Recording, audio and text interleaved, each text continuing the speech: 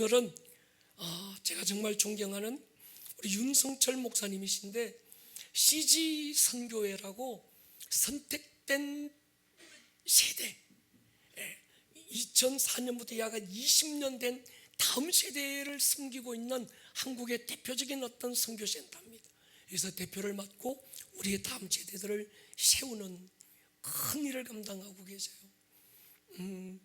다른 강사님들은 하루만 오셨는데 이분은 제가 이틀을 모셨습니다. 내일 저녁까지.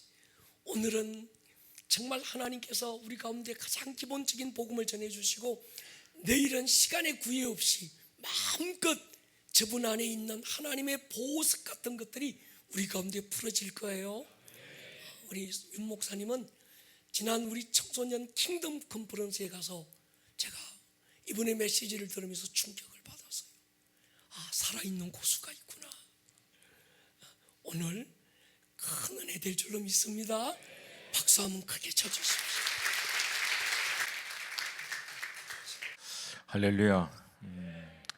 기대하는 마음 가운데 주께서 큰 은혜 주실 줄로 믿습니다. 제가 원래 이렇게 전통적인 주일 예배보다는 집회 스타일이어서 1부 때는 시간을 계속 보느라고 하도 정말 2부 때는 편하게 해도 되죠, 목사님. 때가 되면 끝나겠습니다. 하나님 말씀 같이 한번 보겠습니다. 출애굽기 29장 38절부터 46절 하나님 말씀, 출애굽기 29장 38절부터 46절 우리 한 목소리로 하나님 말씀 같이 읽겠습니다. 시작. 내가 제단 위에 드릴 것은 이러하니라. 매일 1년 된 어린 양 2마리니 한 어린 양은 아침에 드리고 한 어린 양은 저녁 때에 드릴지며 한 어린 양에 고운 밀가루 10분의 1 에바와 찌은 기름 4분의 1 흰을 더하고 또 전제로 포도주 4분의 1 흰을 더할지며 한 어린 양은 저녁 때에 드리되 아침에 한 것처럼 소제와 전제를 그것과 함께 드려 향기로운 냄새가 되게 하여 여호와께 화제로 삼을지니 이는 너희가 대대로 여호와 앞 회막문에서 늘 드릴 번제라. 내가 거기서 너희와 만나고 내게 말하리라. 내가 거기서 이스라엘 자손을 만나리니 내 영광으로 말미암아 회막이 거룩하게 될지라. 내가 그 회막과 제단을 거룩하게 하며 아론과 그의 아들들도 거룩하게 하여 내게 제사장 직분을 행하게 하며 내가 이스라엘 자손 중에 거하여 그들의 하나님이 되리니 그들은 내가 그들의 하나님 여호와로서 그들 중에 거하려고 그들을 애굽 땅에서 인도하여 낸 줄을 알리라. 나는 그들의 하나님 여호와이니라. 아멘. 사역의 특성상 이제 여정을 많이 해외에서 갔는데요. 지난 4월 초에 미국 여정을 끝낼 때 우연한 계기로 유대인 랍비, 이제 우리들한테는 목사님이시죠. 그분이 이제 구약의 말씀을 이제 유대인 관점에서 이제 쭉 푸는데 구약 전체에서 하나님이 이스라엘 백성들에게 원하는 어떤 본질, 어떤 뜻, 그것을 짤막하게 2단어로 dwelling place, 거하시는 처소, 하나님이 이스라엘 백성들 가운데 거할 수 있는 처소로 이스라엘이 준비되는 것, 이것이 하나님이 본질적으로 이스라엘 백성들에게 원하신 것이다. 이 말씀과 함께 그걸 통해서 하나님이 정작 원하시는 것은 하나님 당신이 누구신지를 이스라엘 백성들이 정확하게 알고 또 하나님 안에서 그들이 어떠한 택하심을 받은 백성이고 궁극적으로 하나님이 이스라엘 백성들을 통해서 행하고자 하시는 하나님의 목적, 그 뜻이 무엇인지를 그들이 정확하게 알아 하나님께서 그들을 제사장 나라로 삼으신 그 목적을 온전히 이루는 것에 대해서 쭉 풀어주셨습니다. 그러니까 제가 그것을 보면서 구약에서 정말 하나님이 우리에게 원하는 것이 우리가 하나님께서 우리와 함께 거할 수 있는 그런 처소로 준비되고 그걸 통해서 하나님은 오셔서 우리 가운데 하나님이 어떤 분이신지를 알도록 하기를 원하시는구나. 그래서 구약 메시지를 보면은 그 메시지의 그 핵심에 선지자들이 여호와를 알라, 힘써 여호와를 알라, 이것을 굉장히 많이 강조합니다. 이 백성이 여호와를 알지 못하여 망하는도다. 그러니까 구약의 이스라엘 백성들이 멸망한 이유는 우상 숭배하고 죄 지어서 멸망한 것은 맞지만 왜 그렇게 했냐면 그 이유를 하나님을 알지 못하기 때문에, 그리고 하나님을 알지 못하니까 자신들이 하나님 안에서 어떠한 택함을 받은 백성인지 본인들의 정체성을 망각해 버리니까 이방 사람들과 똑같이 우상 숭배하고 죄짓다 결국 멸망해 버린다라고 하는 거예요. 신약에서도 이 부분에서 사도 바울이 얘기합니다. 그리스도 예수를 아는 지식이 가장 고상하고 예수를 아는 것을 위해서는 그것을 방해하는 모든 것들을 배설물로 여길 만큼 예수 그리스도가 가장 중요하다, 이걸 강조합니다. 그러니까 어떻게 보면 예수님의 성육신은 이 땅 가운데 하나님을 우리 가운데 알리시기 위해서 하나님이신 그분이 인간의 몸으로 이 땅에 오신 사건이라고 믿습니다.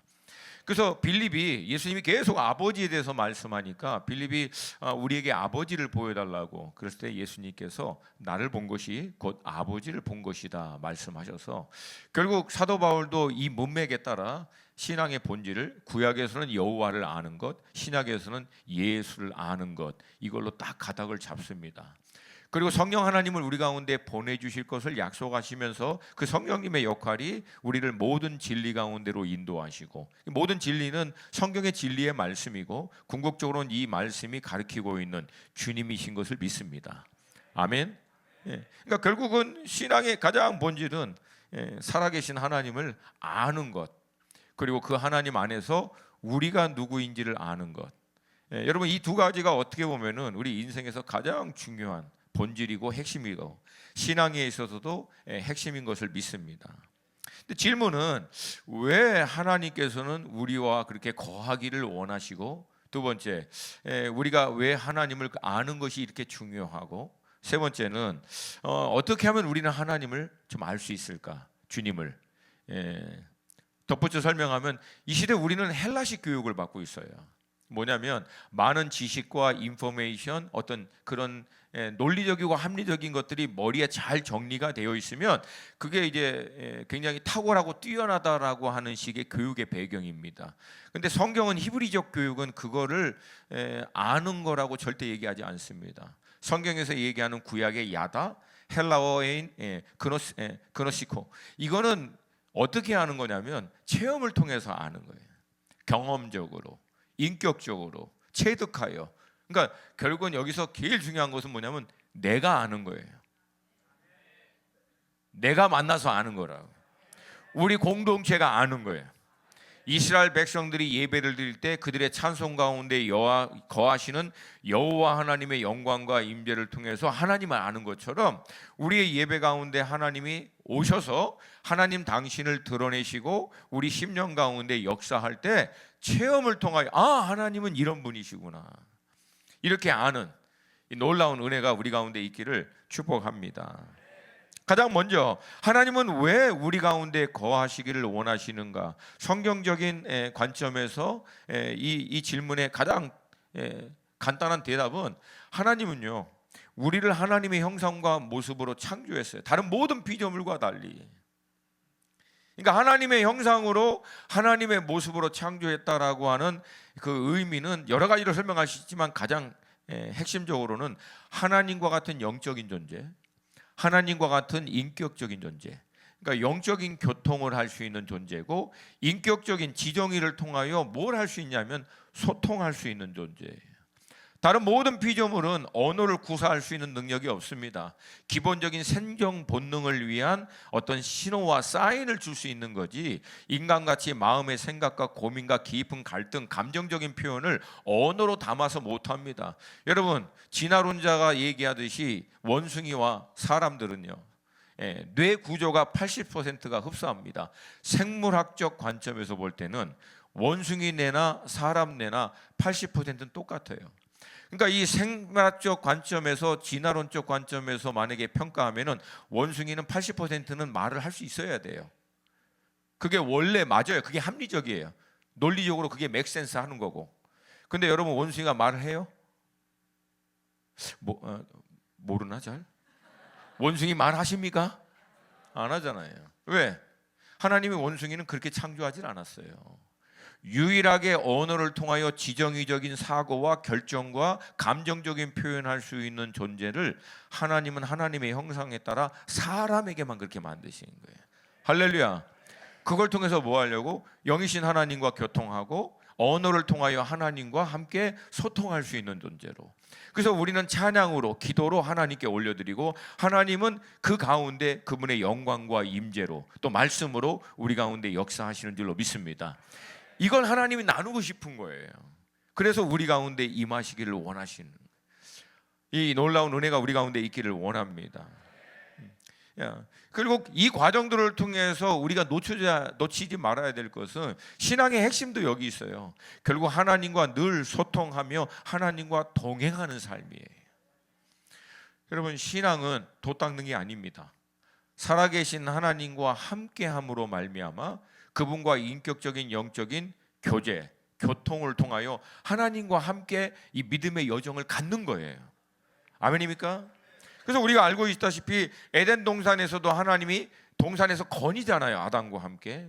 에녹의 사건을 통해서 에녹은 하나님과 동행하였으므로 walk with God, 하나님과 함께 걸었다는 얘기는 함께 소통하고 여정을 가졌다는 얘기입니다.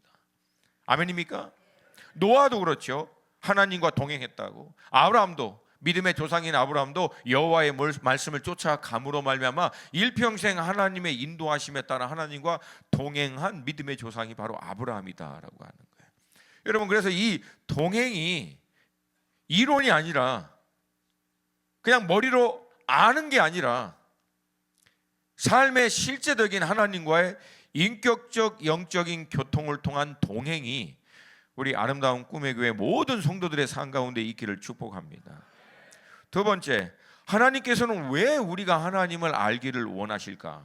다른 말로 하면은 왜 우리는 하나님을 알아야 하는가? 이유는 간단해요. 우리는 하나님의 피조물이기 때문에 그렇습니다. 우리는 하나님께로부터 말미암은 존재입니다. 그래서 피조물인 우리가 우리 자신의 정체성을 명확하게 알려면, 철학적으로 좀 고상하게 표현하면 존재론적 의미를 알기 위해서는 창조주 하나님을 반드시 알아야만 가능합니다. 왜? 우리는 그분으로부터 나왔기 때문에. 흔히 진화론자들이 얘기하는 것 같은 그런 이론으로는 이게 설명이 안 돼요. 여러분, 시대가 아무리 발달되고요, 사상, 학문, 철학, 사조, 이론들 이런 것들이 어마어마하게 발전해도 여러분, 인류를 수억 년이라고 얘기합니다. 인본주의와 진화론자들은. 근데 수억 년이 지나면 뭐합니까? 여전히 이 본질적인 질문에 대답을 못해요. 인간은 무엇인가? 어디서부터 왔으며 무엇을 위해서 살아야 되고 어디로 돌아가는 존재가 인간인가? 뭐 여담이긴 하지만 여러분, 서양의 가장 철학자의 뭐라고 얘기해요? 가장 뛰어나신 분, 흔히 그냥 우리가 아는 소크라테스잖아요. 근데 소크라테스의 유명한 말, 우리 학교 다니는 분들은 다 알잖아요. 뭐라고 합니까? 너 자신을 알라. 근데 대답은 안 해줬어. 질문은 했는데, 그래, 알고 싶어. 내가 누군데? 따라오십니까? 그러니까 철학은 질문을 던지는 거예요. 답을 찾아가기 위해서 질문을 던지는 건데, 사실 결론적으로 지금도 철학은요, 이 질문에 답을 못합니다. 아무리 고상한 척해도. 여러분, 동양의 가장 위대한 철학자라고 할 때, 사상가라고 할 때 우리 흔히 공자라고 얘기합니다. 아시잖아요. 공자의 여담이 있잖아요. 어느 날 제자가 왔어요. 공자 선생님한테 물어보는 거예요. 공자 선생님, 귀신이 도대체 뭡니까? 귀신이라고 하는 존재가 있기는 합니까? 그때 여러분, 공자가 유명한 대답을 합니다. 제자에게. 야, 내가 사람도 모르겠다. 귀신은 둘째치고 나는 사람이라는 게 뭔지를 모르겠다. 뭐예요? 몰라요. 그러나 성경은 여러분 명확합니다. 우리는 하나님께로부터 왔고 하나님을 위해서 살다가 하나님께로 돌아가는 존재인 줄로 믿습니다. 아멘입니까? 우리 잠깐 빌립보서 3장 7절, 8절, 9절 세 구절 같이 한번 좀 봤으면 좋겠는데, 혹시 화면을 좀 글자 크게 좀 해줄 수 있어요? 저도 이제 50 중반이라 노안이 와가지고 잘 안 보여요. 여기는 안 써 있는데. 오케이. 7절부터 같이 한번 있습니다. 시작. 그러나 무엇이든지 내게 유익하던 것을 내가 그리스도를 위하여 다 해로 여길 뿐더러 또한 모든 것을 해로 여김은 내 주 그리스도 예수를 아는 지식이 고상하기 때문이라. 내가 그를 위하여 모든 것을 잃어버리고 배설물로 여김은 그리스도를 얻고 그 안에서 발견되려 함이니 내가 가진 의의는 율법에서 난 것이 아니요 오직 그리스도로 말미암아 난 것이니 곧 믿음으로 하나님께로부터 난 의니라. 아멘. 그러니까 사도 바울은 그리스도를 아는 지식에서 자라가라라고 계속 도전하면서 본인 스스로가 나중에는 뭐라고 고백을 하냐면 I gain Christ. 내가 그리스도를 얻었다. 그리스도를 내가 확실히 가졌다. 할렐루야. 할렐루야. 그리고 그 안에서 발견되려 함인데 어떤 나를 발견했냐면 전적인 그리스도의 공로로 말미암아 하나님께 의롭다 함을 받은 나. 그래서 이젠 자녀됨으로 말미암아 의로우신 하나님과 이젠 언제든지 소통할 수 있는 나. 할렐루야. 아멘입니까?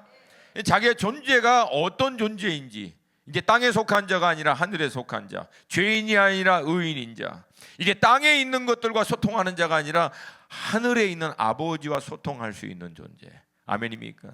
그러니까 이 존재가 분명하다 보니까 사도 바울은 이 존재의 의미의 터 위에 자기 인생을 향한 목적, 이제 무엇을 위해서 무엇을 바라보며 살아야 하는지에 대해서 명확하게 알고 선포합니다. 그게 13절 14절 말씀이에요. 빌립보서 13절 14절 말씀 함께 읽습니다. 시작. 형제들아 나는 아직 내가 잡은 줄로 여기지 아니하고 오직 한 일 즉 뒤에 있는 것은 잊어버리고 앞에 있는 것을 잡으려고 표대를 향하여 그리스도 예수 안에서 하나님이 위에서 부르신 부르심의 상을 위하여 달려가노라. 즉 사도 바울의 삶의 목적은 뭐예요? 바로 그 표대를 잡으려고. 그 표대가 뭐라고 얘기합니까? 아버지 하나님의 부르심에, 그 부르심을 위하여 나를 창조하시고 예수의 핏값으로 구원하신 그 하나님의 부르심을 위하여 달려가노라. 할렐루야. 할렐루야. 여러분 이 존재적 의미와 삶의 분명한 이 목적을 발견하고 이걸 추구하며 사는 삶을 살 때 우리 인생은 비로소 참 안식과 행복을, 기쁨을 누리게 될 줄로 믿습니다. 여러분 가장 안타까운 인생이 뭡니까? 자기가 누군지도 모르고 끝나는 인생. 또 안타까운 사람 누구예요? 무엇을 위해서 살아야 하는 존재인지에 대해서 명확하게 확신하지 못하는 채 살고 끝내버리는 인생. 여러분 열심히 사는 게 중요한 게 아니에요. 물론 그것도 중요할 수 있지만 더 중요한 것은 무엇을 위해서 살아야 하는지 알아야죠. 이걸 삶의 방향성이라고 얘기합니다. 정확하게 어느 방향을 향해서 나아가는지를 알고 나가는 인생을 항해하는 인생이라고 얘기합니다. 근데 모르는 인생은 그거는 여러분 방황하는 거예요. 마치 배가 정확하게 어디를 향해 가야 되는지를 알 때 배를 항해한다라고 하지 그걸 모를 때 배가 아무리 빠르고 대단한 배라고 해도 그건 표류하는 배입니다. 그러니까 현대는요 표류하고 방황하고 있으나 큰 소리 치고 있는 사람들이 주도하고 있는 시대예요. 정말 안타깝죠. 그래서 어디를 향해 가고 있는데 어마어마한 능력과 실력과 이런저런 것으로 다 겸비해서 산다라고 떵떵거리고 살고 있는데 그래 그러면 어디를 향해 가고 있는데 인생의 끝은 어딘데 가고자 하는 방향의 끝이 어디에 있는데 당신은 여러분 이건 물어볼 때 정확하게 얘기 못합니다. 돈? 명예? 권력? 여러분 이거 끝이 아니에요. 이따가 사라지는 것입니다. 할렐루야. 할렐루야. 여러분 이 부르심의 상을 명확하게 알고 살 수 있는 우리 아름다운 꿈의 교회 성도들 되시기를 축복합니다. 그렇다면 우리가 이것을 알지 못하게 하나님과 동행할 수 없고 또 하나님을 알지 못하도록 방해하는 게 무엇인가? 성경은 그거에 대한 대답을 죄라고 얘기합니다. 왜냐하면 죄는 하나님과 우리를 분리시켜요. 여러분 하나님과 우리를 분리시켜버리면 가장 먼저 생기는 문제가 뭡니까? 하나님을 잊어버려요. 하나님과 분리된 인생이 하나님을 잊어버립니다. 하나님을 잃어버리면 거기서 끝나는 게 아니에요. 하나님으로부터 떨어져 나오면 우리는 우리 자신이 누군지를 잃어버린다는 거예요. 유일한 길은 하나님께로 돌아가야 된다는 거예요. 아멘입니까? 아멘입니까? 그럼 결국은 어떻게 살아요? 이 세상에 썩어져 없을 것들을 위해서 쫓아 살다가 결국은 멸망하는 인생으로 끝나버린다는 거예요. 그러니까 성경이 제시하는 유일한 대안은 뭡니까? 이 죄의 문제를 해결을 받아 아버지께로 다시금 돌아갈 때, 아버지께로 스위치 꽂을 때 우리 존재의 의미, 우리 존재의 모습이 회복될 줄로 믿습니다. 근데 문제는 인간 스스로는 이 문제를 해결할 수 없다는 거예요. 아버지께 나아갈 수 있는 길을 알 수도 없고. 여러분, 종교와 신앙을 잘 구별하셔야 돼요. 종교는 자신들이 믿고 있는 신, 자신들이 신이라고 불리고 있는 대상, 왜? 본인이 원하는 것들을 해주는 것처럼 만들어놨으니까. 그리고 그 신에게 나아가는 길을 본인들이 만듭니다. 본인들이 이렇게 저렇게 만들어요. 근데 여러분, 신앙은 그게 아니에요. 하나님께 나아가는 길은 하나님이 제시합니다. 하나님이 그 길을 우리 가운데 보여주시지 않으면 우리는 그 하나님께 나아갈 수 있는 길을 알 수 있는 방법이 없어요. 왜? 이미 죄인으로서 떨어져 나왔기 때문에. 아멘입니까? 그래서 여러분, 하나님의 나라로, 천국으로 들어가는 유일한 길은 하나님이 제시한 길이에요. 아멘입니까? 아멘입니까? 여러분, 이거 굉장히 상식적입니다. 여러분, 대한민국에 들어오는 길을 대한민국 정부가 결정합니까? 일본 정부가 결정합니까? 너무 어렵나? 여러분, 미국에 들어가는 길을, 미국에 들어갈 수 있는 비자를 미국 정부가 결정해요? 아니면 멕시코 정부가 결정해요? 당연하죠.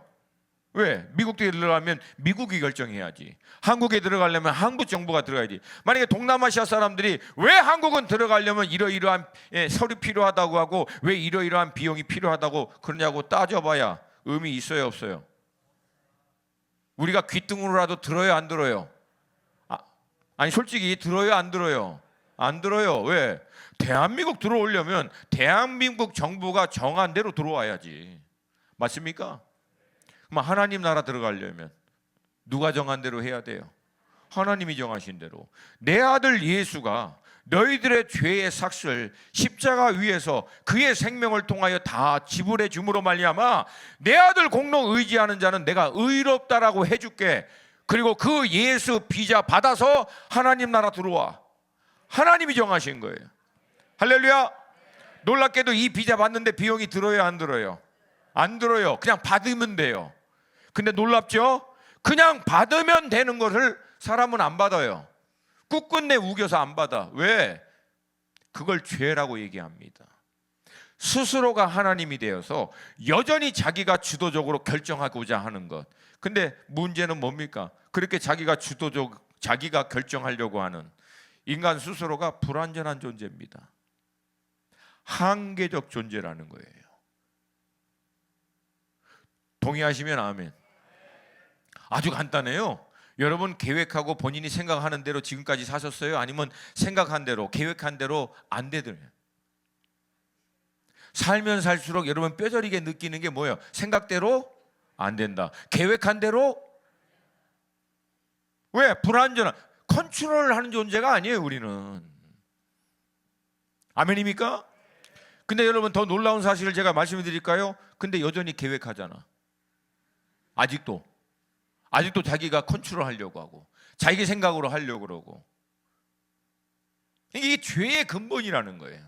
유일한 대안은 부인하고 하나님께로 돌아오라는 거예요. 아멘입니까? 그래서 하나님은 우리가 죄로 인해서 분리된 우리가 하나님께로 돌아올 수 있는 길을 구약 시대에서부터 암시적으로 나타내 주셨는데 그 제사가 바로 그 제도가 제사라고 하는 거예요. 그러니까 예수 그리스도는 이 불완전한 제사를 예표하고 있는 거죠. 신약 시대 예수님이 이 땅 가운데 오셔서 이 완전한 단 한 번의 의로운 제사를 통해서 아버지 하나님께 나아갈 수 있는 길을 열어주신 거예요. 할렐루야. 오늘 본문은 이 제사에 대한 말씀인데요. 사실 이 제사가요, 이제 출애굽 시대 때 갑자기 생겨난 게 아니에요. 이미 창세기 때부터도 하나님이 이 제사의 제도를 통해서 하나님께 나아갈 수 있는 길을 열어주신 거예요. 우리가 알고 있는 대로 아담과 하와가 하나님께 죄를 짓자 에덴 동산에서 쫓겨납니다. 쫓겨나면 사실 하나님과의 단절입니다. 그럼에도 불구하고 아담과 하와가 한 게 아니에요. 그렇게 죄로 인하여 단절된 그들이 여전히 하나님께 나올 수 있는 길을 하나님이 열어주세요. 제사를 통해서. 그래서 아담과 하와의 자녀인 가인과 아벨이 하나님께 제사를 통하여 하나님께 나아갑니다. 가인은 하나님께 온전한 제사를 드리지 못하므로 하나님께서 그 제사를 받지 않죠. 아벨은 하나님께 온전한 제사를 드림으로 하나님이 그걸 연락해요. 지금도 마찬가지. 제사가 예배라고 할 때 그냥 우리가 예배 막 드린다고 해서 하나님 받지 않습니다. 정확하게 하나님이 원하는 제사가 있고 예배가 있다는 거예요. 이 시대의 예배는 뭡니까? 영과 진리로. 아멘입니까? 영과 진리로. 그러니까 예배의 핵심은 우리 영이 영이신 하나님을 만나는 거예요. 혼이 만나는 게 아니에요. 육이 만나는 게 아니라고. 육과 혼은 통로예요. 몸이 하나님께 예배하는 통로와 도구로 되고 우리의 지정의적인 감정과 사고와 결단이 하나님께 나아갈 수 있는 도구가 되는 거지만 정작 우리가 만나는 것은 영이라는 거예요. 왜? 하나님은 영이시기 때문에. 아멘입니까? 아멘입니까? 또한 진리의 말씀에 따라 예수 그리스도의 공로를 의지하여 하나님께 나아가고 성경에서 우리에게 말씀하시는 그 말씀에 따라 예배를 드릴 때 하나님은 그 예배를 연락하시는 거예요. 할렐루야. 마찬가지라. 그러니까 결국 가인은 자기의 제사가 잘못된 것을 돌아봐야 되는데 이것도 설명하면 길어요. 근데 한 가지 힌트는 첫 번째가 아니에요. 가인은 땅에 있는 첫 소산물이 아니라 땅에 있는 소산물이라고 나와 있어요. 근데 아벨은 첫 새끼라고 나와 있거든요. 출애굽기와 레위기 때 하나님께 드리는 제물에 대해서 하나님이 거듭거듭 강조하는 게 뭡니까? 첫 번째 겁니다. 첫 번째 거. 왜? 하나님을 우선순위에 두라는 거예요. 아멘입니까? 그러니까 하나님이 우리의 삶 가운데 허락하신 물질적인 축복 가운데서도 우리가 10의 1조를 먼저 띄어서 하나님께 드리는 거는 뭐 하나님이 재정이 필요해서가 아니라 그렇게 드림으로 말미암아 만몬이 내 주인이 아니라 하나님이 내 삶의 우선입니다 고백하는 거예요. 지금의 여러분 헌금은 율법이기 때문에 드리는 게 아니라 신앙 고백입니다. 어떤 분들은 얘기해요. 십계명의 많은 율법은 이미 예수님이 십자가에서 완성했는데 왜 재정에 대해서 재물에 대해서는 여전히 11조로 하나님께 드리라고 강조하느냐. 그럼 맞아요. 맞는 말이에요. 사실은 우리가 율법 때문에 11조를 드리는 건 아닙니다. 왜? 이미 예수님께서 다 성취하기 때문에. 그럼 신약시대는 어떻게 해야 되는가? 여러분 신약시대는 간단합니다. 다 드리라고 나왔어요. 갑자기 이제 고민되죠. 다 드려야 되나 그러면? 그래서 다 드리는 마음을 담아서 구별하여 10의 1조를 띄어 드리는 거예요. 구약 시대와 마찬가지로 지금 이 시대에도 몸인 교회가 이 공동체가 온전히 하나님의 일을 감당할 수 있는 사역자들과 교회를 통해서 하는 모든 사역들을 우리 성도들 한 명 한 명이 지체로서 동참하는 마음으로 함께 10의 1조를 구별하여 드림으로 주의 일을 감당하는 거예요. 아멘입니까? 그러니까 신앙 고백이라는 거예요. 따라오시죠? 그러니까 결국 이 가인과 아벨의 제사를 통해서 하나님께서는 여전히 하나님께 나올 수 있는 길을 열어놨는데 이것도 실패합니다. 근데 그의 동생인 셋이 아담과 하와를 통해서 태어났을 때 태어나다 보니까 집이 무슨 어떤 집안입니까? 완전히 이제 콩가루 집안이에요. 형이 동생 죽이고 막 그냥 둘째는 죽고 형은 어디로 도망갔는지 알지도 못하고 그런 상태에서 셋이 태어나거든요. 그때 셋이 아들을 낳고 에노스 나시라고 하는 뜻입니다. 깨지기 쉬운, 상하기 쉬운, 정말 연약한 그게 뭐예요? 인간의 본 모습. 하나님의 은혜, 하나님이 아니면 깨지고 상하고 연약할 수밖에 없는 자기의 존재를 발견한 거예요. 그래서 하나님께 제사를 통해서 고백하는 거예요. 여호와의 이름을 그때 다시금 부릅니다. 하나님 긍휼을 베풀어 주시옵소서. 하나님의 은혜가 아니면 우리는 안 됩니다. 아멘입니까? 그러니까 오늘 본문은 이 특별한 이 제사 가운데 나아가는 것들을 얘기하고 있는데 특별히 어떤 특별한 사건이나 어떤 때만 드리는 게 아니라 날마다 드리는 제사에 대해서 얘기합니다. 같이 한번 좀 볼게요. 38절 말씀. 38절 우리 한 목소리 한 번만 더 읽습니다. 시작.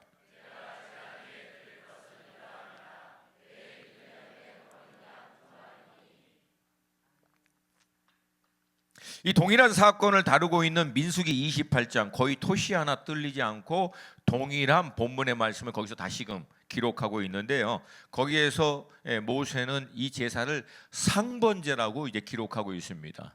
저는 미국에서 한 27년 살아가지고 가끔가다 이제 이 한자 의미의 단어를 잘 몰라요. 상번제? 그러면 이건 상중하, 그래서 가장 위에 있는 제사인가? 그렇게 알았거든요. 근데 영어를 보니까 전혀 그게 아니더라고요. 영어는 continual offering, 지속해서 드리는 거예요. 지속해서. 그러니까 제사에 있어서 가장 핵심적인 거, 중요한 한 가지, 첫 번째 뭐예요? 멈추지 말고 지속해서 드리라는 거예요. 별로 아멘을 안 해요. 그럼 멈추실 것 같아요. 예. 예. 다시 한번, 멈추지 말고 지속해서 드리라. 자, 39절, 그 다음 39절을 볼게요. 한번 읽습니다. 같이 시작. 한 어린 양은 아침에 드리고 한 어린 양은 저녁 때에 드릴지며. 그러니까 아침에 한 번, 저녁에 한 번. 좀 더 풀이하면 뭐예요? 하루를 시작하면서 드리고 하루를 마치면서 드리는 거예요. 그러니까 이 제사와 함께 하루를 시작하고 제사와 함께 하루를 마치는 거예요. 그러니까 이스라엘 백성들에게 갖고 있는 개념은 뭐예요? 이 제사가 하루의 시작과 끝이에요. 그걸 통해서 삶이 진행되는 거예요. 그 다음 40절과 41절입니다. 40절과 41절 우리 한 목소리 읽습니다. 시작. 한 어린 양에 고운 밀가루 10분의 1 에바와 지은 기름 4분의 1 흰을 더하고 또 전제로 포도주 4분의 1 흰을 더할지며 한 어린 양은 저녁 때에 드리되 아침에 한 것처럼 소제와 전제를 그것과 함께 드려 향기로운 냄새가 되게 하여 여호와께 화제로 삼을지니. 그러니까 1년 된 어린 양만이 아니고 고운 밀가루, 기름, 포도주와 함께 소제와 전제로 드리라고 얘기합니다. 매일 멈추지 말고 하루를 시작하면서 맞추면서 드리되 가장 먼저 소제, 볶은 곡식 이삭과 함께 기름을 하나님께 드리는데 소제는 단독으로 드리지 않습니다. 다른 제사를 드릴 때 함께 하나님께 드리게 돼요. 두 번째 전제, 쉽게 얘기해서 부어드리는 제사입니다. 우리를 위하여 십자가에 피 흘리신 예수 그리스도가 예수 그리스도를 나타내는 거죠. 마지막에는 어린 양을 하나님께 태워드리는 거예요. 그러니까 매일매일 지속해서 하루를 시작하면서 마치면서 이 제사를 하나님께 드림으로 말미암아 하루의 시작과 마침을 하나님과 함께 하라는 거예요. 할렐루야. 이게 본질입니다. 그러니까 단순히 하나님께 막 뭐 소고기 갖다 드리고 이게 중요한 게 아니라 이 제사를 통해서 하루의 시작과 끝을 하나님과 동행하라는 거예요. 늘 잊지 않도록. 따라오시죠. 우리가 알고 있는 대로 이 제사는요, 신약 시대에서는 예수 그리스도의 단 한 번의 완전한 제사를 통하여 완성이 됩니다. 아멘. 히브리서 10장 11절부터 14절 말씀 함께 읽습니다. 시작. 제사장마다 매일 서서 섬기며 자주 같은 제사를 드리되 이 제사는 언제나 죄를 없게 하지 못하거니와 오직 그리스도는 죄를 위하여 한 영원한 제사를 드리시고 하나님 우편에 앉으사 후에 자기 원수를 자기 발등상이 되게 하실 때까지 기다리시나니 그가 거룩하게 된 자들을 한 번의 제사로 영원히 온전하게 하셨느니라. 아멘. 한 번의 완전한 의로운 제사를 통해서 자기를 의지하는 자들을 한 번으로 완전하게 온전케 하여 주신 줄로 믿습니다. 그러므로 말미암아 이 예수의 공로를 힘입은 우리는 아버지 하나님 앞에서 의롭다함을 받은 자녀됨의 권세로 언제든지 담대하게 나아갈 수 있는 줄로 믿습니다. 여러분, 여기서 우리가 잊지 말아야 될 것은 이거예요. 우리가 의롭다함을 받아서 하나님을 아버지라고 부르고 하나님의 임재 앞에 하나님 앞으로 나아갈 수 있는 모든 근거는 오직 예수의 공로입니다. 우리의 어떠함과 상관없어요. 이걸 여러분들이 혼동을 안 해야 돼요. 우리가 하나님께 담대하게 나아가고 하나님을 예배하고 하나님과 함께 동행할 수 있는 모든 근거는 예수께 있습니다. 오직 예수 공로입니다. 우리의 어떠함에 상관없어요. 근데 성도님들이 신앙생활을 오래 하다 보면 이 예수의 공로는 당연하다라고 생각하고 자꾸만 우리의 의롭다함을, 그 근거를 자기 자신에게 둬요. 그래서 한 주간 잘 사신 분은 주일 예배에 딱 들어올 때 굉장히 당당하게 나와요. 떳떳하게 막 드시고 막 할렐루야 하면서 막 잘 계셨냐고. 근데 그 다음날 완전히 축치고 막 그냥 죽쓰고 막 이상하게 살고 막 죄 짓고 하면 들어올 때 이젠 또 얼굴이 어떻게 돼요? 세상 무너진 것 같은 얼굴하고, 얼굴 다른 사람 눈도 잘 안 쳐다봐 막. 그래서 여러분, 어느 날은 천국으로 들어오고 어느 날은 지옥으로 들어가고 어느 날은 막 날아다니다가 어느 날은 막 땅에 꺼졌다가 들쑥달쑥 하는 거예요. 그리고 안타까운 것은 이 의롭다함을 자기의 어떤 공로로 삼는 사람들은요, 필연코 교만하게 됩니다. 그 교만함의 특징이 뭡니까? 다른 사람을 비판하기 시작해요. 여러분 잘 들으셔야 돼요. 이게 모든 교회 안에 근본적인 문제의 이유가 뭐예요? 내가 의롭게 되고 내가 좀 쓸만하게 됐다라고 하는 공로가 자기 건 줄 알아요. 오직 예수입니다. 오직 예수예요. 이걸 아는 사람은 교만할 수가 없죠. 왜? 예수 공로의 은혜로 아버지 앞에 나아갈 수 있는 거기 때문에. 그래서 다른 사람을 비판하지 않아요. 비판할 여력도 없어. 왜? 자기도 은혜로 구원받았는데 누구를 뭐라고 합니까? 긍휼과 은혜와 사랑으로 품어내는 거지. 아멘입니까? 아멘입니까? 이 은혜가 우리 가운데 충만하기를 축복합니다. 근데 여러분, 이 은혜가 분명할 때 우리는요, 담대하게 아버지께 나아가는 거예요. 여러분, 자녀가 사고 쳤다고 해서 뭐 아버지께 못 나가고 그런 게 어디 있어요? 그냥 언제든지 나아가는 거지. 그리고 이 담대함이 정말 자기 것이 되는 사람, 이 은혜로 말미암아 정말 하나님이 의롭다 하심을, 자녀됨을 정말 누리는 사람은요, 죄와 싸웁니다. 왜? 이 가치가, 이 은혜가 얼마나 중요한지 알기 때문에 여러분, 피를 흘리기까지 죄와 싸웁니다. 아멘입니까? 아멘입니까? 여러분, 이 돌파가 우리 가운데 있기를 축복합니다. 자, 그러면 이 은혜로 말미암아 자녀됨의 권세로 아버지 앞에 나아가는 이 시대 우리 성도들은 날마다 제사 드릴 필요가 없죠. 왜? 예수께서 단 한 번의 은혜로 말미암아 완전한 제사를 통해서 나아갈 수 있도록 열어주셨기 때문에. 그러면 우리는 어떻게 해야 됩니까? 예수 공로 힘입어 의롭다함을 받은 우리가 날마다 아버지 앞에 나아가야 된다는 거예요. 멈추지 말고 날마다 아버지 앞에 나아가 하루의 삶을 시작하면서 주님과, 하루의 삶을 마치면서 주님과 동행하라는 거예요.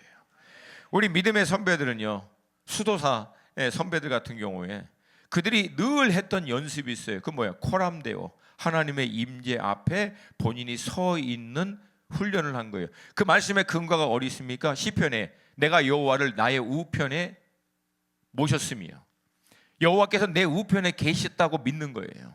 늘 여호와 하나님을 우편에 둔 것처럼 그 임재 앞에서 행동하는 거예요. 임재 앞에서 하기 때문에 함부로 살 수 있어요, 없어요? 있어요, 없어요? 여러분, 우리가 막 사는 이유는 간단합니다. 세상 사람들하고 똑같이 사는 이유는 간단해요. 하나님 놓치면 막 살아요. 하나님의 임재를 놓치면 세상 사람하고 똑같이 산다는 거예요. 이건 여러분 뭐 어떻게 하려고 애쓰고 그런 게 아니에요. 자연스럽게 그렇게 돼요.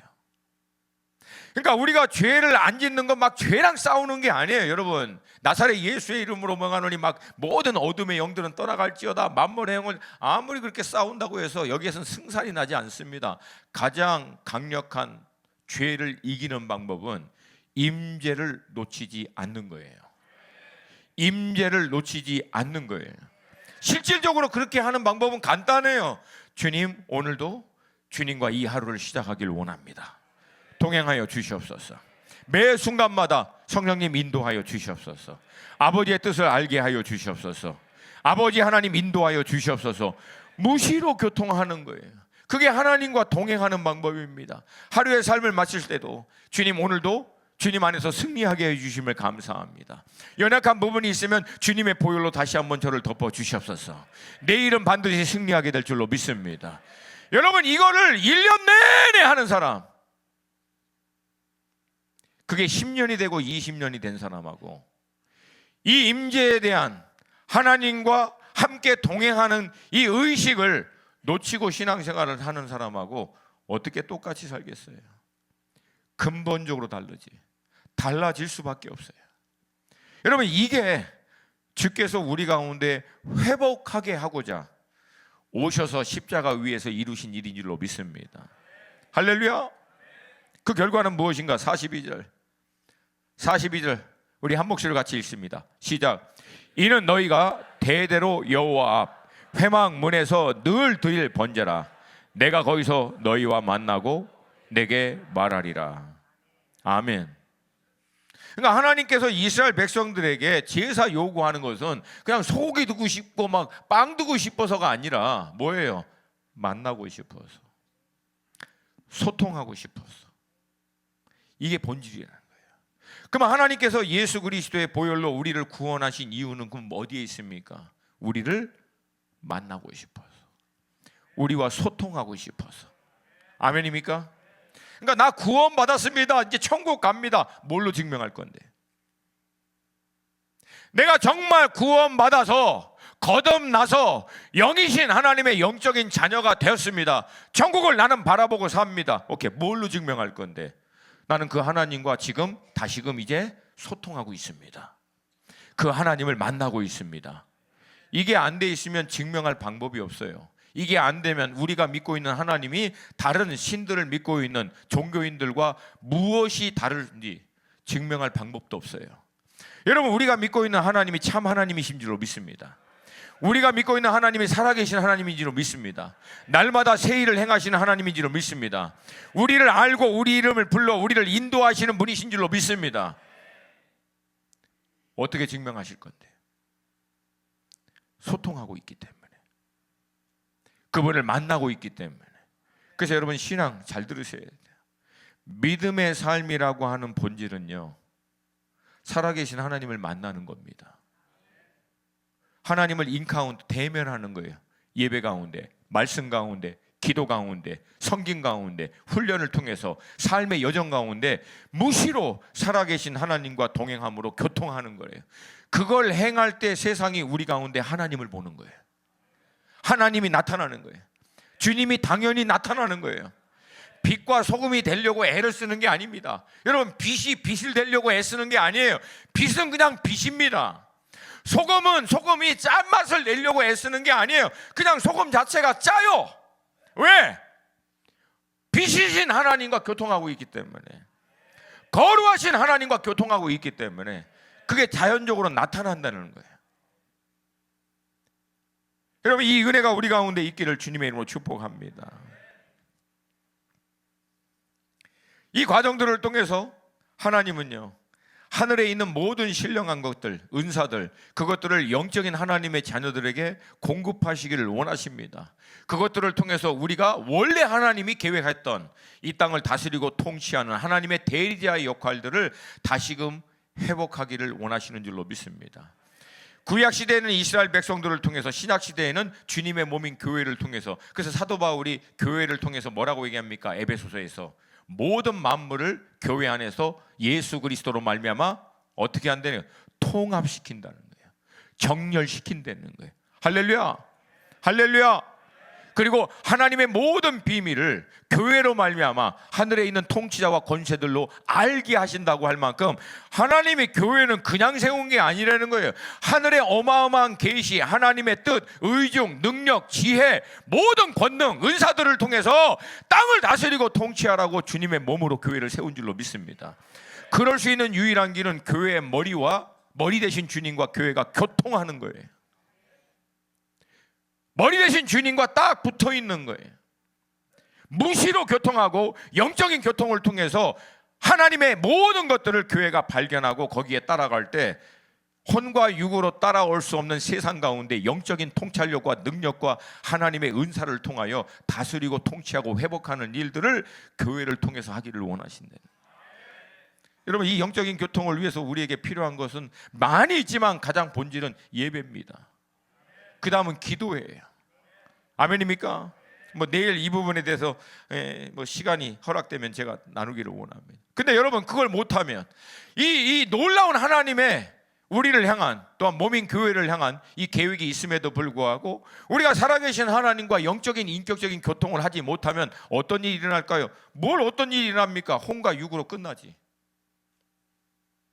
여러분, 잘 들으셔야 돼요. 거듭났다는 얘기는 영적인 존재로 살으라고 하는 얘기예요. 근데 많은 분들은 신앙생활을 하나님의 축복과 은혜를 통해서 혼과 육의 탁월함을 드러내는 것을 신앙생활인 줄 알고 있어요. 여러분, 혼과 육으로는 우리가 세상을 못 이깁니다. 뭐 동의하세요? 뭐 여기 빌 게이츠 이길 만한 분 계십니까 혹시? 여기 뭐 워런 버핏 투자자 그런 사람 이길 수 있는 사람 계십니까?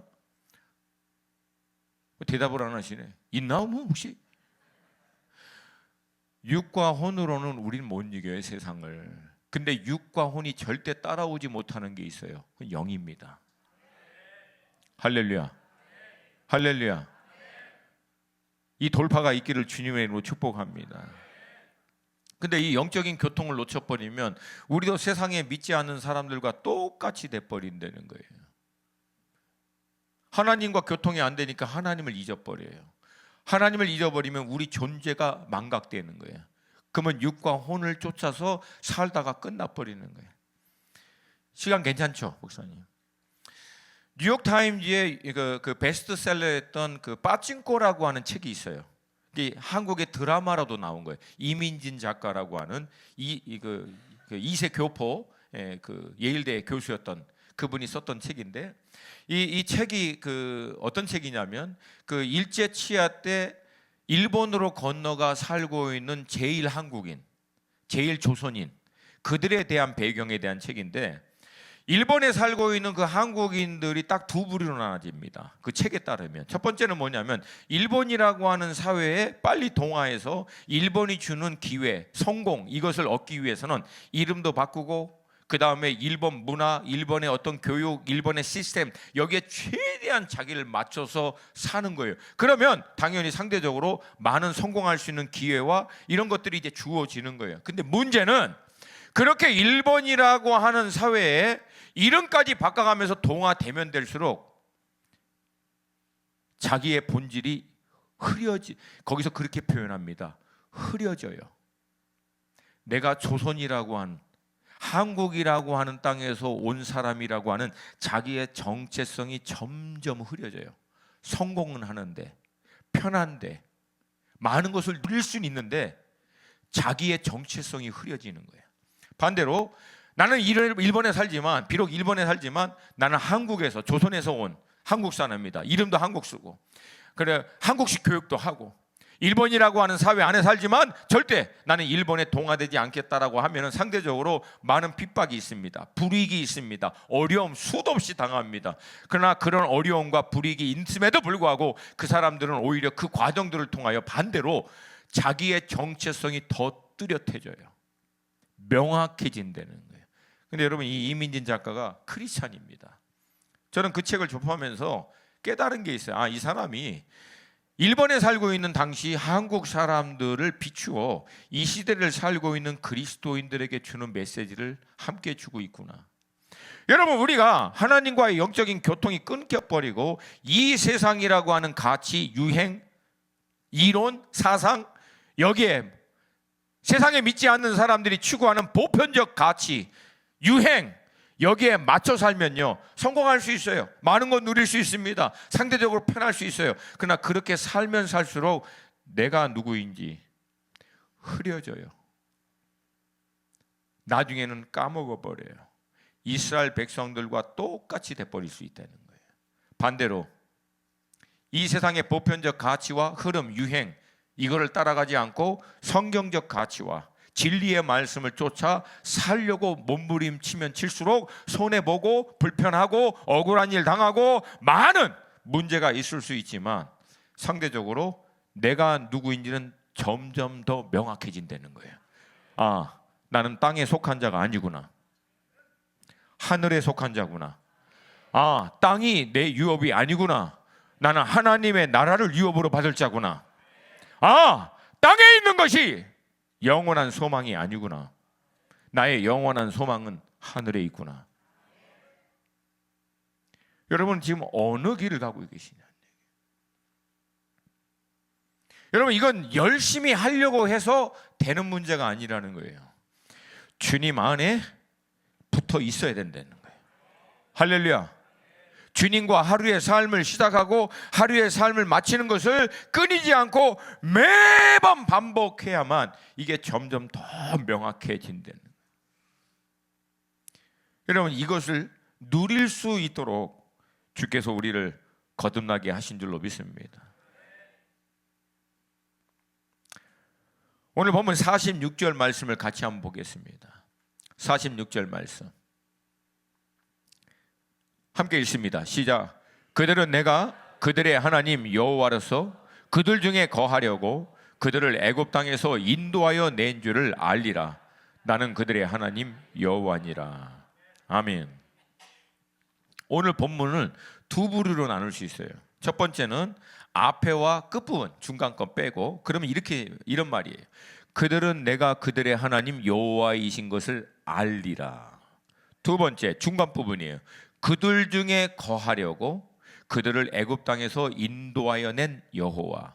그러니까 이 말씀을 통해서 하나님 두 가지 얘기하는 거예요. 하나님이 누구시고 그 하나님이 이스라엘 백성들 가운데 원하고 또 그들 가운데 행하신 일이 무엇인지를 명확하게 얘기해 주고 계시는 거예요. 여러분 여기서 우리가 알고 있는 대로 이 여호와라고 하는 이 이름은 이스라엘의 하나님의 이름입니다. 그러니까 뭐 알라도 있고 다 뭐 부처도 있듯이 우리가 보통 하나님 할 때 이스라엘의 하나님, 우리가 믿고 있는 유일한 하나님의 고유 명사는 여호와예요. 히브리 말로 야훼라고 하는 뜻인데, 이 야훼라고 하는 단어를 유대인들은요 함부로 부르지 않습니다. 감히 어떻게 죄인인 우리가 하나님의 이름을 불러. 그래서 이 사람들은 그 야훼라고 하는 단어의 머리 글자만 따서 아도나이라고 하는 표현을 합니다. 근데 막 그 요즘에 크리스찬들이, 믿는 그리스도인들이 막 예루살렘에 가갖고 막 예배할 때 막 야훼 야훼 이런 찬양도 막 하거든요. 그건 막 유대인들은 놀래요. 저 이방의 개들이 지옥의 땔감이나 될 것이 만한 것들이 감히 거룩하신 우리 하나님의 이름을 막 댄다고 막 놀래요. 사실 진짜로 굉장히 불편해하고. 근데 우리는요 야훼 야훼 편하게 합니다. 왜? 우리 아버지야. 아니 아버지 이름 부르는데 뭐가 이렇게 어려워? 아멘입니까? 이게 진리가 너희를 자유케 하라는 거예요. 아멘입니까? 왜? 우리는 자녀이기 때문에 언제든지 담대함으로 아버지 앞에 나아갈 수 있어요 없어요? 이름 부를 수 있어요 없어요? 침노할 수 있어요 없어요? 아멘입니까? 아멘입니까? 근데 이 야훼라고 하는 이름의 어원적 의미가요 스스로 있는 자입니다. 영어로 I am who I am. 그러니까 하나님 누구세요? 스스로 있는 자.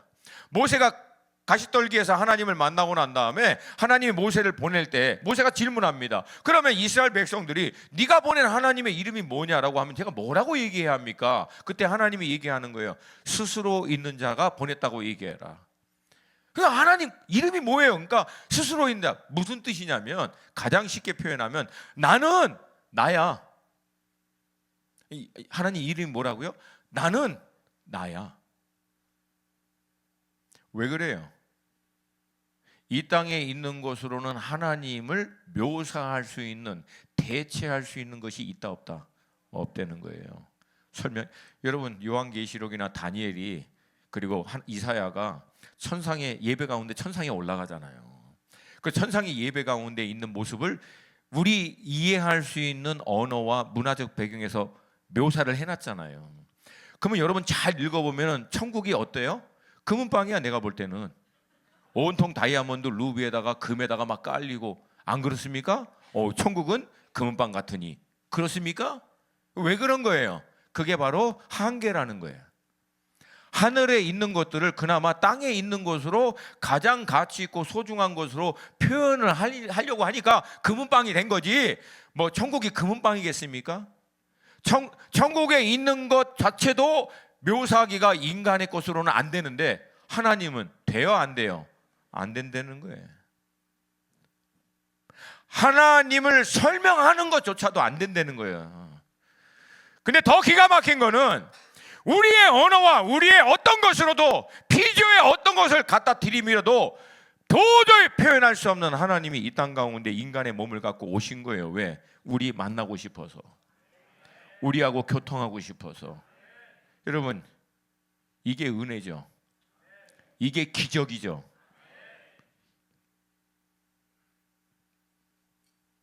세상에 어떤 신이 자기가 섬기는 인생들을 위해서 자기를 희생하여 섬김의 대상이 되시는 분이 섬기는 자를 위해서 낮춰주십니까? 복음의 진리 외에는 그런 스토리는 없어요. 여러분, 그래서 우리는 하나님을 사랑의 하나님이라고 합니다. 할렐루야. 자, 그러면 이 스스로 있는 자라고 하는 이 어원적 의미의 배경을 좀 볼게요. 출애굽기 3장 13절과 14절이에요. 13절 14절 우리 한 목소리로 같이 읽습니다. 시작. 모세가 하나님께 이르되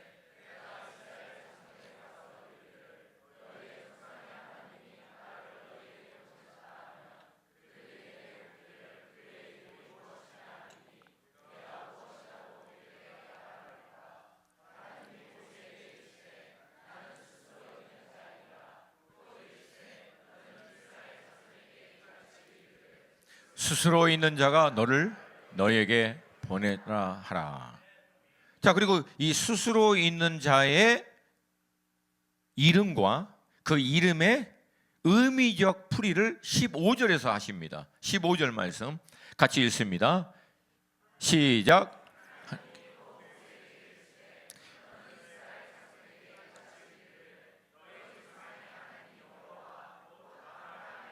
이삭의 하나님, 야곱의 하나님께서 나를 너희에게 보내셨다 하라. 아멘. 그러니까 스스로 있는 자의 이름, 그건 여호와. 그리고 이 여호와라고 하는 이름의 의미적 풀이가 뭐예요? 이삭의 하나님, 야곱의 하나님, 아브라함의 하나님, 이삭의 하나님, 야곱의 하나님. 정리해드리면 하나님은 스스로 있는 자예요. 그 스스로 있는 자의 이름은 여호와, 야훼입니다. 그 야훼의 의미는 뭐예요? 아브라함의 하나님, 이삭의 하나님, 야곱의 하나님으로 설명하는 거예요. 할렐루야. 그러면 아브라함의 하나님, 이삭의 하나님, 야곱의 하나님, 이 뜻은 뭘까요? 그 약속의 말씀을 제너레이션 투 제너레이션, 세대에서 세대까지 끝까지 신실하게 지키신 하나님, 신실하신 하나님을 얘기하는 거예요. 할렐루야.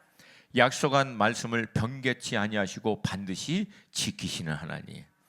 근데 하나님은 이전에도 그러셨고 지금도 그러시고 앞으로도 영원히 그러실 것이다. 그래서 우리는 그 하나님을 신뢰합니다. 왜? 변하지 않는 분이시기 때문에, 약속하신 말씀대로 반드시 행하시는 분이시기 때문에. 그래서 하나님은 전능자이십니다. 왜? 말씀한 대로 할 수 있는 능력이 있는 분이기 때문에. 그래서 하나님은 알파와 오메가예요. 시작과 끝이에요. 아멘입니까? 좋으신 분이십니다. 선하신 분이세요. 능력의 하나님이십니다. 완전하세요. 실수가 없으십니다. 불가능이 없으십니다. 모든 걸 가능케 하고 변개치 아니하시고 회전하는 그림자도 없으신 하나님이세요. 광야에서 길을, 사막에서 강을 내시고 없는 길을 새롭게 만드시는 분이 우리 하나님이신 줄로 믿습니다. 그 일을 하나님께서 우리 삶 가운데 행하시기를 원하셔서 하나님이 우리에게 오신 거예요. 우리를 만나시는 거예요. 그리고 그 말씀을 주시는 거예요. 이제 네가 주인된 삶이 아니라 불완전한 너의 계획, 네가 주도하는 삶에서 나와 완전한 내가 너를 위하여 예비하신, 잠언의 말씀처럼 하나님께서 그 인생의 발걸음을 정하시고 그 길로 인도하시고 그 길을 가는 것을 보고 기뻐하신다고 얘기하잖아요. 우리 인생의 발걸음을 우리가 정하는 게 아니에요. 하나님이 이미 아시고 정하신 거예요. 할렐루야. 할렐루야. 성경의 말씀같이 우리가 모태에서 조성되기 이전에 이미 나를 보았고 내 인생의 날이 하루가 되기 전에 나를 다 아시는 하나님, 그 하나님께서 그 완전하신 계획 가운데 우리 인생을 향한 가장 좋으신, 가장 완전하고 선한 계획을 가지시고 그걸 소통하여 그 길로 우리를 인도하기 위해서. 여러분, 모든 종교는 길을 가르쳐주고 진리를 가르쳐주고 생명을 얻는 방법을 가르쳐준다고 얘기합니다. 기독교 진리는 가르쳐준다고 얘기하지 않아요. 예수가 길이에요. 예수가 진리입니다. 예수가 생명입니다. 따로 가르쳐주는 게 아니에요. 그분이 본체라는 거예요. 할렐루야, 할렐루야. 그래서 그 예수와 동행할 때 우리는 완전한 길로 들어가는 거예요. 예수와 동행할 때 진리를 따라 살게 되는 거예요. 예수와 동행할 때 생명을 얻게 되고 풍성케 되는 줄로 믿습니다. 이 삶을 하나님께서 우리 가운데 회복하기 위해서 예수를 보내주신 줄로 믿습니다. 여러분, 만약에 우리가 이 하나님을 아는 데서 놓쳐버리고 그 결과로 우리가 누구인지를 망각해버리면 우리는 여전히 혼과 육을 쫓아 사는 세상에 믿지 않는 사람과 똑같이 될 수밖에 없다는 거예요. 여러분, 다시 말씀드립니다.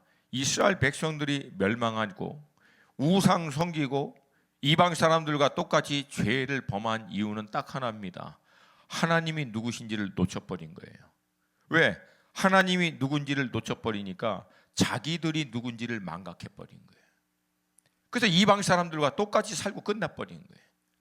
여러분, 그래서 이 시대에 하나님께서 우리에게 주고자 하는 메시지는 단순합니다. 창조주 하나님을 기억하라는 거예요. 늘 기억할 수 있도록 어떻게 하라는 거예요? 끊이지 말고 지속해서 시작과 끝에 여호와 하나님의 임재를 모시고 살으라는 거예요. 영적으로 인격적으로 하나님과 무시로 교통하라는 거예요. 내 영을 계속해서 깨워서 Awaken my soul. 내 영혼아 깨어날지어다. 내 영혼아 깨어날지어다. 내 영혼아 깨어날지어다. 왜 영을 깨우려고 하냐고요? 영적인 존재답게 살려고. 이건 그냥 미사 요구가 아니라는 거예요. 육과 혼이 아니라 영이 되기 위해서 깨어나라는 거예요. 근데 우리에게는 이 영을 실제적으로 활용하는 게 너무 익숙하지 않은 거예요. 왜? 너무 안 써보니까. 내일 그 부분에 대해서 제가 좀 더 나눌게요. 영을 활성화할 수 있는 가장 좋은 방법은 예배입니다. 그 다음에 기도예요. 할렐루야. 그러므로 여러분, 예배 나왔을 때 예배는 보는 게 아니에요. 다시 말씀드립니다. 영이신 하나님과 대면하고 교통하는 시간이에요. 내 영이 반응하는 시간이라고. 아멘. 이거는 뭐냐면 우리의 지정의적인 의지와 사고를 통해서 결단하여 감정을 담아서 입술로 표현하지만 영이 그 표현을 통해서 하나님을 대면하는 사건이에요. 영이신 하나님의 그 말씀에 내 영이 반응합니다. 동의합니다. 그 말씀이 내 맘 가운데, 내 삶 가운데 역사하게 하여 주시옵소서.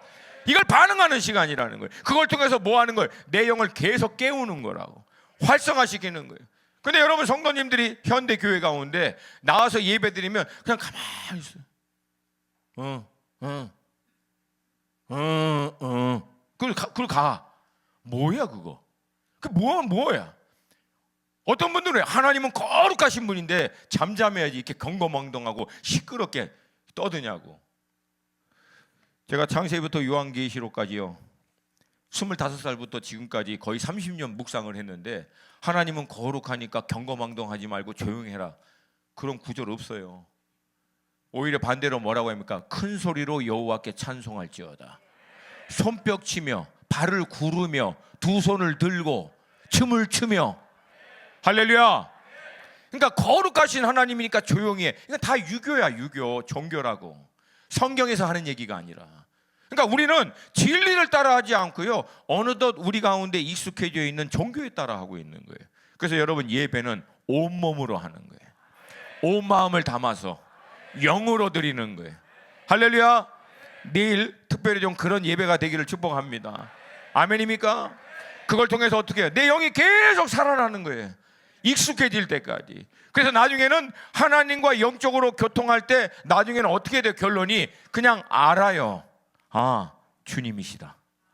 주님 말씀하신다. 아, 주님이 역사하시는구나. 그냥 알아. 설명은 안 되는데 지금 이 예배 가운데 주님이 함께 하시는 것을 느끼는 거예요. 아멘입니까? 아멘입니까? 그냥 아는 거예요. 그래서 야다라고 하는 거예요. 여호와를 알아. 야다. 아는 거예요. 개인적인 체험, 개인적인 확신을 통해서 이 돌파가 여러분 가운데 있기를 축복합니다. 이게 여러분의 삶에까지 확장될 때 여러분의 영적인 영성이 실제가 되는 거예요. 그래서 여기서 아는 하나님을 삶의 현장에까지 하루를 시작하면서 마칠 때까지 동행할 때 하나님의 영광이 임해버리는 거예요. 그때 오늘 잠깐 지나갔지만 어떤 일이 합니까? 모든 것을 거룩해 시켜버려요. 회복하다, 구별시키다. 어떻게? 하나님이 함께하고 역사할 수 있는 원래의 상태로 돌이킨다는 거예요. 그런 여러분을 통해서 하나님이 여러분의 가정 가운데 회복을 시키고, 직장 가운데, 사업의 현장 가운데, 삶의 자리 가운데 그냥 하나님이 임함으로 말미암아 회복시키고 역사하는 일들이 우리 아름다운 꿈의 교회 성도님들의 삶 가운데 있기를 주님의 이름으로 축복합니다. 믿음으로 선포하겠습니다. 신앙은 실제다. 내가 믿는 하나님은 실제이시다. 아멘입니까? 그러므로 이 실제이신 하나님 누리세요. 늘 동행하세요. 입술로 늘 고백하세요. 함께하여 주시옵소서. 지혜를 주시옵소서. 인도하여 주시옵소서. 이런 상황에서 주님의 의중은 무엇입니까? 이러할 때 주님은 어떻게 하기를 원하십니까? 영을 깨워야 영적인 결정을 하죠. 영을 죽여버리면 맨 혼과 육의 결정을 해서 나도 믿지 않는 혼과 육의 사람과 똑같이 조금 눈앞에 보이는 이익 때문에 내가 누군지도 망각하고 내가 어떤 유업을 받을지 아닌지도 까먹어서 그냥 돈 몇 푼에 내 존재를 팔아버리고 하나님의 영광을 가려버리잖아요. 그러므로 영으로 깨어있으시기를 주님의 이름으로 축복합니다. 여러분을 통해서 하나님께서 놀라운 일을 행하실 것을 축복합니다. 우리 함께 괜찮으시면 자리에서 좀 일어나서